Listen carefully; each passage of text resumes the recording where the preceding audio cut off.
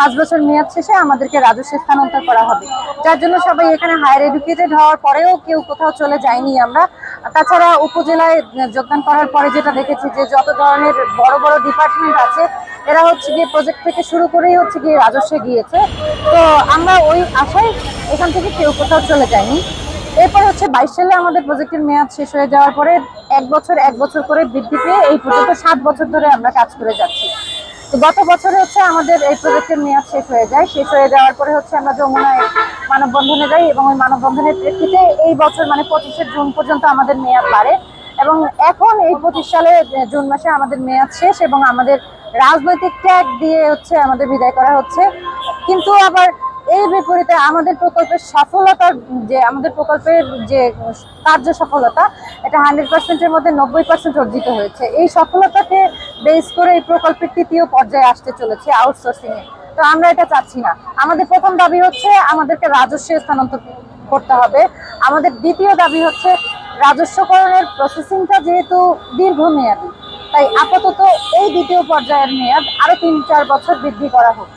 আমাদের তৃতীয় দাবি হচ্ছে যদি পদ সৃজনের মাধ্যমে রাজস্ব স্থানান্তর করা সম্ভব না হয় সেক্ষেত্রে হচ্ছে মন্ত্রণালয়ের বিভিন্ন খাতা পোস্টে আমাদের সমগ্রেড অনুযায়ী যেন আত্মীকরণ করা হয়, এটাই হচ্ছে গিয়ে আমাদের তৃতীয় দাবি। এবং আমাদের চতুর্থ দাবি হচ্ছে গিয়ে আমাদের যেটা পেপার সার্কুলার দিয়ে আমাদেরকে মানে নিয়োগ বিজ্ঞপ্তিতে আমাদের যেটা বেতন থাকে ওই বেতনটা আমাদের প্রদান করা হয় না। আমরা জয়েন করার 3 মাস পর্যন্ত ওই বেতনটা পেয়েছি এবং তারপরে এই পর্যন্ত হচ্ছে 7 বছর আমরা প্রতি মাসে 2,500 টাকা করে কম বেতনে চাকরি করে যাচ্ছি। আমাদের এই কর্তনকৃত বেতনটা আমরা ফেরত চাই এবং বিভিন্ন সময় আমাদের বিভিন্ন বোনাস ভাতা, যাতায়াত ভাতা, তারপরে হচ্ছে দুর্গম এলাকায় যে আপনারা জানেন দ্বীপ ভাতা, পাহাড়ি ভাতা, এরকম বিভিন্ন ধরনের ভাতা থাকে, এগুলো কাটা হয়েছে। আমরা এইগুলো চাই। এই হচ্ছে আমাদের 4 দফা দাবি এবং এই 4 দফা দাবি জানিয়ে গত 26 তারিখে আমরা একটা প্রেস ব্রিফিং এর মাধ্যমে সরকারকে বিভিন্ন প্রশ্ন করেছিলাম এবং আলটিমেটাম দিয়েছিলাম যে আগামী 24 ঘন্টার মধ্যে আমাদেরকে হচ্ছে গিয়ে তথ্য আপা সম্পর্কিত কোনো নিউজ তারা দিবে কিনা, যে আমাদের ভবিষ্যৎটা আসলে কি হবে, এটা নিয়ে তারা কি ভাবছে।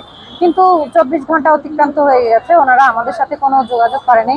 তাই হচ্ছে আমরা আজ সকাল থেকে আমরণ অনশনে বসেছি এবং যতক্ষণ পর্যন্ত না আমাদের দাবি দেওয়া না মানা হবে ততক্ষণ পর্যন্ত আমরা কেউ এখান থেকে যাব না। এবং আমাদের যদি কোনো ধরনের অ্যাক্সিডেন্ট হয় বা যে কোনো ধরনের কোনো কিছু হয় এটার জন্য সরকার দায়ী।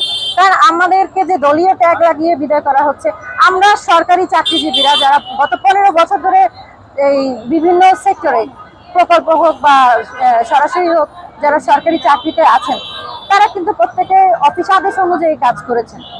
এখন যে সরকার পরিবর্তন হবে বা অন্তর্বর্তীকালীন সরকার আছে বা নতুন একটা দলীয় সরকার এসে যদি বসে, তারাও তো যে অফিস আদেশ দেবে সেই অফিস আদেশ অনুযায়ী তো কাজ হবে। তাহলে সে যে সরকারি কর্মচারীর কাজ হচ্ছে অফিস আদেশ পালন করা, দলীয় ট্যাগ দিয়ে বিদায় করার তো কোনো সুযোগ নেই। তো এখানে তো সরকারের একটা জবাবদিহিতাও আছে।